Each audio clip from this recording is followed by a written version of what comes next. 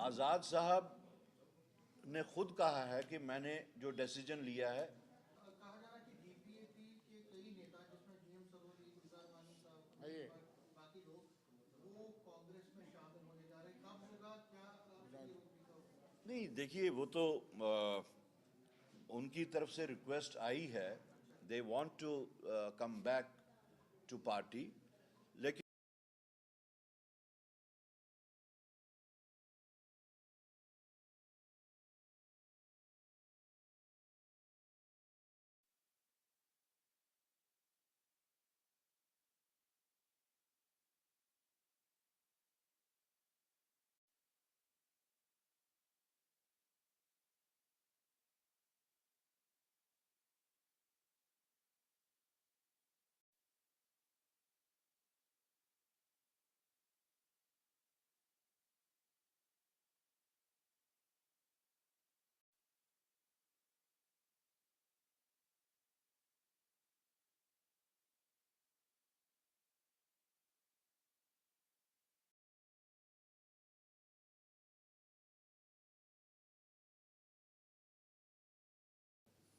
करीब 15 दिन का पूरे सूबे के हर ज़िले में, और क्या मिशन है, क्या मकसद है, मैं फराज साहब से दरख्वास्त करूँगा कि आप बता दें। देखिए, जैसे आप सब साथी जानते हैं कि कुछ महीने पहले जो यहाँ पे असेंबली इलेक्शंस हुए, कांग्रेस पार्टी ने वो election apart from other issues जो हमारे मैनिफेस्टो में दर्ज थे, एक ख़ास चीज़ पे जो इलेक्शन लड़ा वो स्टेटहुड था। तो हम लोग इलेक्शन से पहले, इलेक्शन के दौरान और इलेक्शन के बाद भी स्टेटहुड की रेस्टोरेशन की बात करते आए हैं। हमने बार बार प्राइम मिनिस्टर साहब को, होम मिनिस्टर साहब को, उनके जो प्रॉमिसेस थे, जो उनकी कमिटमेंट्स थी, चाहे हाउस के अंदर या हाउस के बाहर, इवन जम्मू कश्मीर की सॉइल से भी उनकी जो कमिटमेंट्स थी वो याद दिलाते आए। और उनसे हमने कहा कि ये जो हमारा हक है स्टेटहुड का, ये हमें जल्द से जल्द रेस्टोर किया जाए। लेकिन जिस तरीके से उनका इस पे सर्द मोहरी का एटीट्यूड है, बार बार वो कहते हैं कि हम प्रॉपर टाइम पे, अनुकूल वक्त हम ये रेस्टोर करेंगे, लेकिन वो एक्सप्लेन नहीं कर पा रहे हैं कि ये अनुकूल वक्त कितना लंबा है, ये प्रॉपर टाइम कब आएगा, कौन से पैरामीटर्स हैं इसके जिसके तहत वो स्टेटहुड हमें रेस्टोर करना चाहते भी हैं या नहीं चाहते हैं। अब तो उनके इंटेंशंस पे हमें मुकम्मल शक हो रहा है। और साथ साथ हम ये भी कहेंगे कि उनकी कमिटमेंट्स के मुताबिक उन्होंने जम्मू कश्मीर के लोगों को बिट्रे किया है और उसके वास्ते उनको जवाब देना पड़ेगा। न कि बीजेपी की जो सेंट्रल लीडरशिप है, बल्कि जम्मू कश्मीर की भी जो लीडरशिप है बीजेपी की, उनको भी जवाब देना होगा कि बावजूद इसके कि उन्होंने बार बार स्टेटहुड का प्रॉमिस जो था वो फुलफिल करने की बात कही, लेकिन तब भी वो नहीं हुआ। तो उसके तहत जो स्टेटहुड हमारा हक है, जो इस रियासत जम्मू कश्मीर की 175 साला विरासत थी, डोगरा रियासत, डोगरा लेगेसी, उसका जिस तरीके से मजाक हो रहा है, तो कांग्रेस पार्टी ने ये फैसला किया है कि हम इस रेस्टोरेशन की मुहिम को तेज करेंगे और एक प्रोग्राम हमारा जो मास कांटेक्ट प्रोग्राम है हमारे वर्कर्स के साथ में, हम तकरीबन 15 दिन का कल से शुरू कर रहे हैं वो प्रोग्राम, जिसका नाम हमने हमारी रियासत हमारा हक, उसके तहत हम ये प्रोग्राम शुरू कर रहे हैं। कल हमारा पहला प्रोग्राम उधमपुर का है और कल से ही हमारा ये रेस्टोर अवर स्टेटहुड, इसका हम प्रोग्राम शुरू कर रहे हैं। और साथ साथ हमारा जो पहले से एक प्रोग्राम चल रहा है, जय बापू जय भीम जय संविधान, उसको भी हम इंटेंसिफाई करेंगे, क्योंकि आप लोगों को भी देखने में मिलता होगा कि किस तरीके से पीछे चाहे बापू हो, चाहे भीम हो और चाहे संविधान हो, किस तरीके से इस चीज़ का खिलवाड़ हो रहा है। अभी हम कश्मीर डिवीज़न में भी तकरीबन सारे डिस्ट्रिक्ट्स का प्रोग्राम कर चुके हैं और उसमें भी हमने इन चीज़ों को इंटेंसिफाई करने की बात की है। जो हमारा डिस्ट्रिक्ट्स में इनपुट आया, एक साइड से हम जहां ये प्रोग्राम्स को आगे बढ़ा रहे हैं, दूसरी साइड हम लोगों से फीडबैक भी ले रहे हैं। एक अजीब सी दुविधा हो रही है कि लोगों में आहिस्ता आहिस्ता एक सिनिसिज्म पैदा हो रहा है। हर जगह से ये बात आ रही है कि हम लोगों ने वोट इस उम्मीद से दिए थे कि हमारे जो रोजमर्रा के इश्यूज हैं, डेली इश्यूज जो हैं, चाहे वो पावर के हों, राशन के हों, रोजमर्रा के जितने भी इश्यूज होते हैं, सड़क, पानी, बिजली, वो हमारे हल नहीं हो रहे। और एक खतरा जैसा लाहक हो रहा है कि लोगों में एक बात उनके दिल में बैठने लगी है कि कहीं हमने जो ये वोट दिए, इसका हमें कोई फायदा नहीं मिल रहा है। तो इस सब चीज से एक गलत किस्म का एक रवैया लोगों में शुरू हो गया है कि वो ये कह रहे हैं कि फिर इलेक्शन में जो हम उतरे, इतनी तादाद में हमने जो वोट दिए, तो उसका क्या फायदा है। हालांकि जहां तक एडमिनिस्ट्रेशन का ताल्लुक है, अगर वो काम करना भी चाहते हैं, लेकिन दे आर हिट बाय, एक साइड से जो बिजनेस रूल्स का कंफ्यूजन अभी तक दूर नहीं हुआ और दूसरी तरफ से स्टेटहुड ग्रांट नहीं हुई, तो हमारा मानना है कि अगर एडमिनिस्ट्रेशन हैंडीकैप है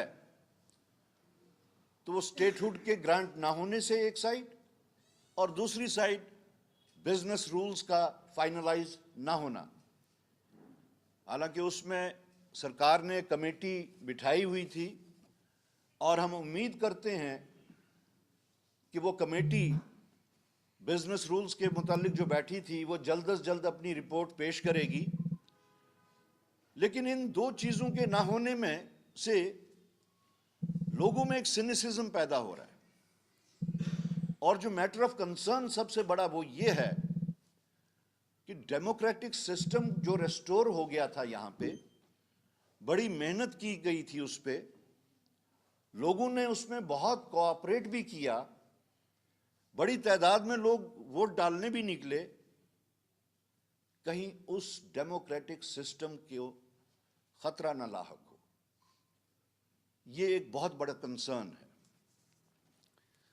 और जैसे कश्मीर में लोगों ने जो इश्यूज उठाए, हमारे लोगों ने जो वहां से, जैसे स्मार्ट मीटर्स हैं, जैसे पावर टैरिफ है, जैसे राशन है, जैसे रेगुलराइजेशन ऑफ जली वेजर्स है, वही इश्यूज यहां भी हैं, बल्कि यहां कुछ और इश्यूज, जैसे 3500 स्कूल पिछली एडमिनिस्ट्रेशन ने बंद किए थे, उनके बारे में कोई फैसला नहीं है।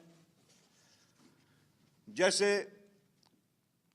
यहां हमारे एक मखसूस ट्रेड जिसके ऊपर हमारी स्टेट की ओन रेवेन्यू जनरेट होता था एक्साइज से, लिकर पॉलिसी, उसको रिव्यू किया जाना चाहिए। अभी की डेट में इट्स अ डायरेक्ट लॉस। जो लिकर पॉलिसी, एक्साइज पॉलिसी इस वक्त इनफोर्स है, उससे रेवेन्यू का डायरेक्ट लॉस है, उसको रिव्यू किया जाना, वो देखा जाना चाहिए।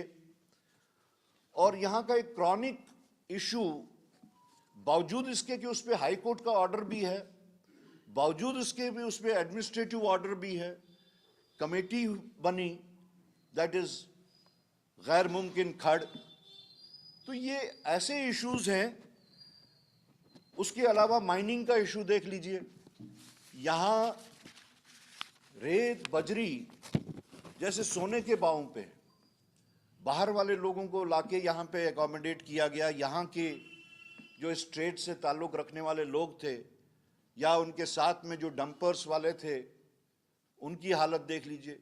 इकोनॉमी जम्मू की टोटली इस वक्त इफेक्टेड है, and that is a legacy which this government has got from the previous administration. दरबार मुंह का भी इशू था, वो भी नहीं हुआ, उसकी वजह से भी इकोनॉमी जो है वो यहां की इफेक्ट हुई। तो हमारा कहना है कि ये जो इस वक्त लोगों में सिनिसिज्म पैदा हो रहा है, it is not a healthy sign. सरकार को, बावजूद इसके कि हम सरकार के अंदर नहीं हैं लेकिन बाहर हैं, वी हैव ए कॉन्स्टिट्यूएंसी, और मेरा फर्ज बनता है, कांग्रेस पार्टी का फर्ज बनता है, मेरे साथियों का फर्ज बनता है, उनके डे टू डे इश्यूज को हाईलाइट किया जाए। और इसी तरह से आप देखिए सिक्योरिटी के कंसर्न्स। गवर्नमेंट ऑफ इंडिया एक साइड से टॉल क्लेम्स करती आई है कि हालात सब कुछ ठीक है, everything is hunky dory, while as you see every day और every week there are killings, security forces की भी और सिविलियंस की भी। आज ही आप देख लीजिए, we condemn that killing, that dastardly act जो हुआ है वो हम कंडेम करते हैं, लेकिन कंडेमनेशन से ही सिचुएशन ठीक तो नहीं होगी ना। जिन लोगों का फर्ज बनता है, सिक्योरिटी फोर्सेस डायरेक्टली इस वक्त गवर्नमेंट ऑफ इंडिया के अंडर काम कर रहे हैं, पैरामिलिट्री फोर्सेस है, आर्मी है, तो day by day security concern जो नेशनल लेवल के हैं वो बढ़ते ही जा रहे हैं।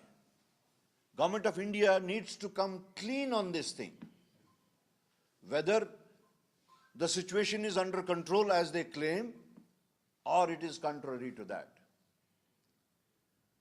उसके साथ साथ आप देख लीजिए लॉ एंड ऑर्डर के भी यहां पे रोज बरोज जम्मू में इश्यूज बढ़ते जा रहे हैं। रोज कुछ ना कुछ नया इंसिडेंट है, चाहे स्नैचिंग हो, चाहे स्टैबिंग हो, चाहे सोशली इफेक्टेड लोगों के साथ में जो लोगों को एक शिकायत है वो लोग हो।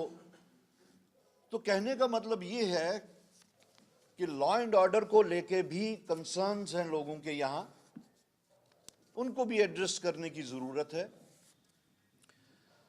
और हाल ही में जो बिलावर में हुआ हाईली कंडेमनेबल था।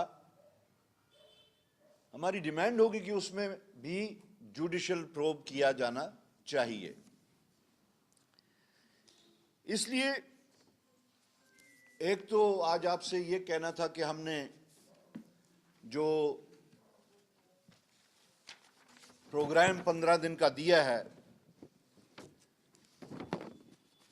और साथ साथ जो हमारा ऑलरेडी चल रहा था जय भीम, जय बापू, जय संविधान का प्रोग्राम, एक तो वो बात करनी थी और दूसरा ये जो यहाँ के हमारे सेंसिटिव कंटेंशियस इश्यूज हैं। और इस दौरान एक ऐसी अनहोनी हुई जो कि पूरी दुनिया में एक मिसाल गलत तरीके से कायम हुई और ऐसी बदनामी और ऐसी बेइज्जती न हिंदुस्तान की हुई और न हिंदुस्तानियों की हुई आज तक। जो डिपोर्ट किए गए थे अमेरिका से, अमेरिकन्स ने अपनी पॉलिसी जो इख्तियार की, हमें उसके बारे में कुछ नहीं कहना, वो सिर्फ हिंदुस्तान के वास्ते नहीं थी, वो पूरी दुनिया के वास्ते थी। लेकिन जिस अंदाज से हिंदुस्तान और हिंदुस्तानियों को ट्रीट किया गया, जिस तरीके से उनको हैंडकफ करके एक आर्मी प्लेन में भेजा गया as if they were criminals, अफसोस का मुकाम है कि छोटे छोटे मुल्कों ने भी अपने सिविलियन प्लेन्स जो उनके नेशनल कैरियर्स थे उनको भेज के अपने सिटीजन्स को इवैक्यूएट किया, रेस्पेक्टफुली इवैक्यूएट किया, and it was only the Indians who were handcuffed, who were treated as criminals. उनके न सिर्फ हाथों में हथकड़ियां थी बल्कि उनके पैरों में भी हथकड़ियां डाली गईं। Government of India needs to come clean on that also. They owe an explanation to 140 crores of people of India why India has been treated so badly and why the government of India faltered not to have intercepted, not to have intervened in a more humane way. तो ये सब चीजें government of India को explain करने की जरूरत है। Thank you.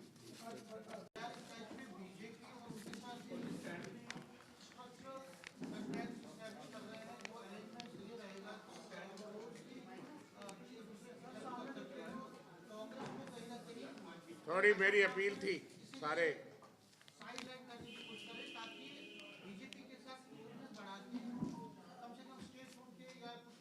देखिए, आप मुझसे बीजेपी और नेशनल कॉन्फ्रेंस के बिहाफ पे जवाब देने को कह रहे हैं।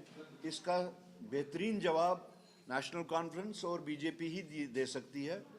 अलबत्ता यहाँ पे जम्मू कश्मीर में अफवाहों का बाजार बाज़ औक़ात बहुत गर्म हो जाता है, तो शायद ये उन्हीं अफवाहों का नतीजा होगा जो आप बता रहे हैं। अलायंस में इलेक्शन लड़ा है सीट शेयरिंग में।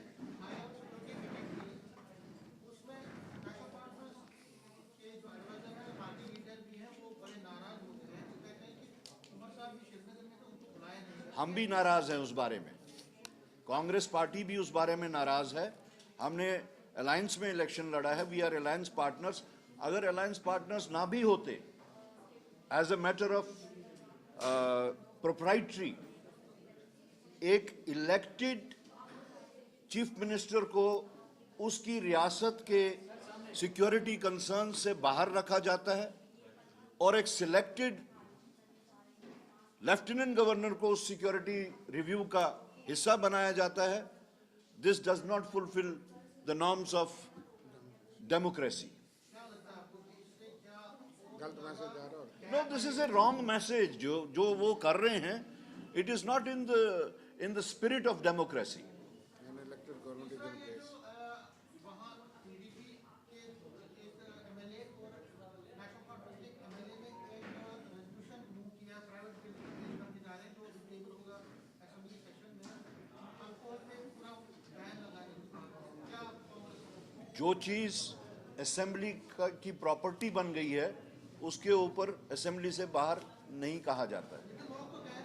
लोग कहते होंगे, लेकिन but this is not the right approach. जो चीज असेंबली में हो उसको डिस्कस बाहर नहीं किया जा सकता। बिजनेस रूल्स का आपको क्या लगता है कि ऐसी अफवाहें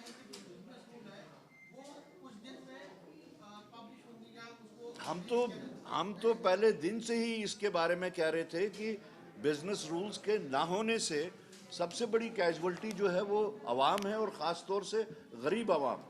We will welcome it as and when, and it should come out very soon. Any more question? Ji sir present के लिए आपने कहा कि हम सरकार में नहीं हैं, कांग्रेस कब सरकार में आएगी? क्योंकि पिछली जब आपने प्रेस कॉन्फ्रेंस की वहाँ पे आपने एक लीडिंग टर्म में कह दिया था कि जब तक स्टेट हुड नहीं आती है तब तक हम नहीं आएंगे. डायरेक्ट आपने नहीं बताया क्या जब तक स्टेट हुड नहीं मिलता है कांग्रेस सरकार में नहीं आएगी? एक उस पर क्लैरिटी मिल जाए. और अभी तक अलायंस क्या अच्छे से चल रहा है ये माना जाए? सेकेंड क्वेश्चन का फर्स्ट आंसर, जहां तक कांग्रेस पार्टी का ताल्लुक है, एवरीवन नोज कि हमने अलायंस में इलेक्शन लड़ा है. The only thing which we decided, it was a principle stand कि हम तब तक कैबिनेट का हिस्सा नहीं बनेंगे. We are part of the government. हम उनको बाहर से सपोर्ट कर रहे हैं. बाहर से सपोर्ट करना doesn't mean that we are not part of the government. लेकिन हमने कैबिनेट की रिस्पॉन्सिबिलिटी सिर्फ इस वास्ते नहीं ली बिकॉज हमने इलेक्शन के दौरान भी, इलेक्शन से पहले भी और इलेक्शन के बाद भी स्टेटहुड को ज़्यादा अहमियत दी है. क्योंकि वी नो कि इस सूरत में जिस तरीके से अभी सरकार चल रही है, जहाँ पे कन्फ्यूजन है पावर्स का, जहाँ पे अभी कन्फ्यूजन है कि स्टेटहुड देंगे या नहीं देंगे. So this was our principle stand. और हमने ये कहा है एंड वी रीइटरेट दैट कि जब तक स्टेटहुड रेस्टोर नहीं होता, जब स्टेटहुड रेस्टोर होगा उसके बाद में हम सोचेंगे, देखेंगे कि हमें क्या करना चाहिए in the best interest of the people of Jammu and Kashmir. भी मांग नहीं पाई रही थी बाहर से. उस समय मनमोहन सिंह जो है प्रधानमंत्री थे. जी, तो क्या समझते हैं आने वाले समय में एक और लिस्ट बनी हुई है, उनको भी रिपोर्ट किया जाएगा, उसके ऊपर आप क्या कहेंगे? देखिए, चाहे अब वो गवर्नमेंट ऑफ इंडिया और गवर्नमेंट ऑफ यूनाइटेड स्टेट्स बैठ के इसका कोई नया तरीक़ेकार निकालें, बहुत रिस्पेक्टफुली लाएं, फूलों की माला डाल के लाएं, लेकिन जो बेइज्जती अभी तक हुई है दैट इज अनपार्डनेबल. जो ट्रीटमेंट अभी तक मिला है that is unpardonable. Government of India is duty bound to explain that. और हम तो ये कहेंगे कि उनको पूरी कौम से उसके लिए माफी मांगनी चाहिए. इस दौरान में ये जो हमारा प्रोग्राम है, थोड़ा सा इसका भी हम खुलासा दे दें. 13 फरवरी को हमारा उधमपुर का दौरा है, कन्वेंशन है. 14th को we will proceed towards Poonch. 15th we are at Poonch. 16th will go to Rajouri और 17th को will proceed to Ramban. 18th at Doda, 19th at Kishtwar, 21st at Riyasi, 22nd Kathua, 23rd Jammu Rural, 27th Jammu Urban. इसमें सांबा हमने अभी include नहीं किया है because हमारे district president, उनकी मदर की डेथ हुई है, तो इसलिए हमने अभी नहीं किया. So we are covering entire Jammu region to intensify our demand for restoration of statehood. Because एक साइड से BJP has betrayed the people of Jammu and Kashmir और दूसरी साइड से यहाँ की बीजेपी भी उस पर बिल्कुल चुप्पी साधे हुई है. Thank you. एक मिनट आप खड़े होंगे बेटा, Congress will not be part of the cabinet. जैसे वो कहते हैं आप लोग बेटा. It is the same thing. वही तो हम कह रहे हैं कि as and when the statehood is restored then only we will decide what to do. कहा जा रहा है कि डीपीएपी के कई नेता जिसमें जीएम सरोदी, गुलजार वानी साहब, आइए. बाकी लोग वो कांग्रेस में शामिल होने जा रहे हैं. कब होगा, क्या आपकी भूमिका होगी? नहीं, देखिए, वो तो उनकी तरफ से रिक्वेस्ट आई है. They want to come back to party. लेकिन उसके वास्ते जो सेंट्रल लीडरशिप है उनका कहना है कि हम केस टू केस उसको एग्जामिन करेंगे and as and when that happens it will be open to. क्या आजाद साहब को भी वापस लाने की कोशिश करेंगे? मैक्सिमम क्या उनको वापस लाने की कोई कोशिश? आज़ाद साहब ने खुद कहा है कि मैंने जो डिसीजन लिया है I am on that. He said, अगर आपने वो देखा होगा, हमने भी मीडिया में ही देखा कि जहाँ जो मैंने छोड़ दी है पार्टी उसमें मैं दोबारा नहीं जाऊंगा। तो मेरे ख्याल में उनकी बात जो है वो इस मामले में ज़्यादा ऑथेंटिक है अगर कोई और कमेंट करे। विनोद जी, उनकी जो कोशिश, जो उनका फाइनल डिसीजन है, उसके बाद में कोशिश की क्या गुंजाइश रहती है। समझदार law has taken its own course.